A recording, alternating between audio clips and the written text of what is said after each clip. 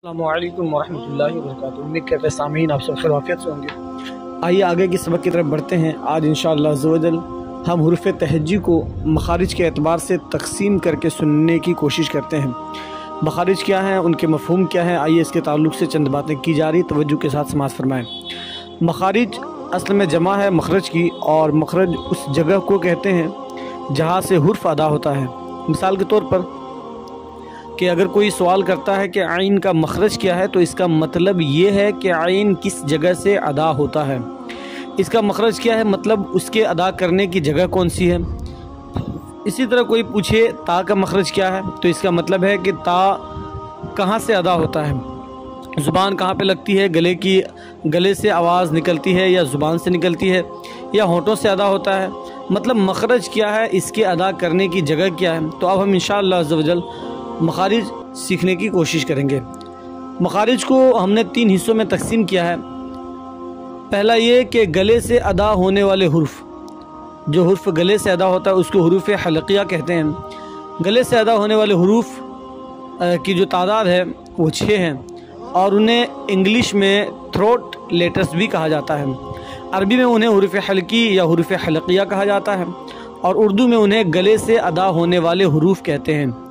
गले के 3 हिस्से हैं, और गले के 3 हिस्से, इसको आप तवज्जो के साथ समाअत करें, और हर हिस्से से दो हुर्फ़ अदा होते हैं।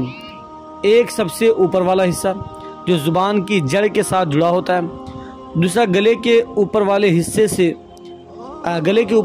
से 2 हुर्फ़ अदा होते हैं, ग़ैन और ख़ा। गले के ऊपर वाले हिस्से को अदना हल्क, और दूसरा वास्ता हल्क यानी कि दरमियानी हिस्सा। एक दरमियान वाला हिस्सा जहाँ गले की हड्डी नुमाया होती है, गले के दरमियान से भी 2 हुरूफ़ अदा होते हैं, आइन और हा। गले के दरमियान जो हिस्सा है उसको हिस्से को वास्ता हल्क कहा जाता है। तीसरा अक्सा हल्क यानी नीचे का हिस्सा। एक सबसे नीचे वाला हिस्सा जो सीने के साथ होता है, गले के नीचे से 2 हुरूफ़ अदा होते हैं, हमज़ा और हा, और इस नीचे वाले हिस्से को अक्सा हल्क कहा जाता है। आप स्क्रीन पर देखें, आपको नज़र आएगा कि अदना हल्क यानी पहला हिस्सा, वस्त हल्क यानी दरमियान वाला हिस्सा, और अक्सा हल्क यानी नीचे का हिस्सा। कौन से हुर्फ़ किस हिस्से से अदा होते हैं, आप स्क्रीन पे फ़ोटो के ज़रिए देख के आप इसको सीख सकते हैं।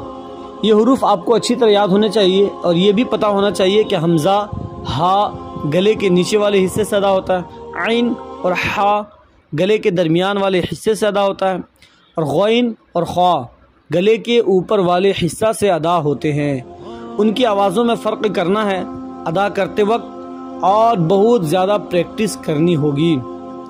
हमें नमाज़ पढ़ते वक्त ख़ास तौर पर हर हुरूफ़ के मखरज का ख्याल करना होता है।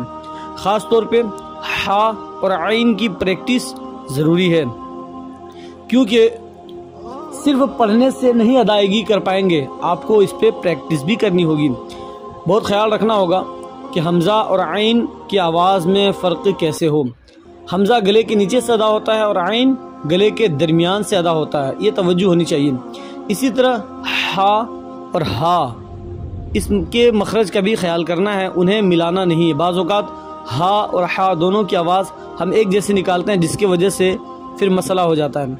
जब हम सना पढ़ते हैं ना, तो सुब्हानक अल्लाहुम्मा व बिहम्दिका, तो यहाँ हा और हा दोनों हुर्फ़ पाए जाते हैं, तो दोनों में फ़र्क भी करना है। इसी तरह अऊज़ु बिल्लाह में जब हम तऊस को पढ़ते हैं, तो यहाँ हमज़ा और आइन दोनों की अदायगी का हमें ख्याल करना पड़ता है। सूरह फातिहा की तिलावत के दरमियान भी यही मसला है। अल्हम्दुलिल्लाहि रब्बिल आलमीन अर्रहमानिर रहीम, यहाँ जो हा है इसकी अदायगी बेहतरीन करनी होती है। उसी तरह सूरह इखलास के अंदर कुल हुवल्लाहु अहद, यहाँ हा और हा दोनों मौजूद हैं, तो इसकी अदायगी में फ़र्क भी रखना है। उसी तरह रुकू में जब हम जाते हैं तो सुब्हान रब्बियल अज़ीम पढ़ते हैं, यहाँ आइन और हा दोनों को बेहतरीन अंदाज में अदा करना होता है। उसी तरह कौमा की दुआ जब समी अल्लाहु लिमन हमिदा, यहाँ आइन और हा की अदायगी का भी हमें और आपको ख्याल करना है। इसी तरह जब तहियात पढ़ें, सजदे की दुआ पढ़ें, दुरूद इब्राहिमी पढ़ें, या कोई भी चीज़ पढ़ें, तो आपको ख़ास तौर पर तवज्जो रखनी है कि एक हुर्फ़ दूसरे हुर्फ़ से मिल ना पाए, दोनों को वाज़ेह तौर पर अलग अलग करके पढ़ेंगे। इंशाअल्लाह अज़्ज़ व जल आगे की मखारिज हम अगले क्लिप में सुनेंगे। अस्सलामु अलैकुम व रहमतुल्लाहि व बरकातुहू।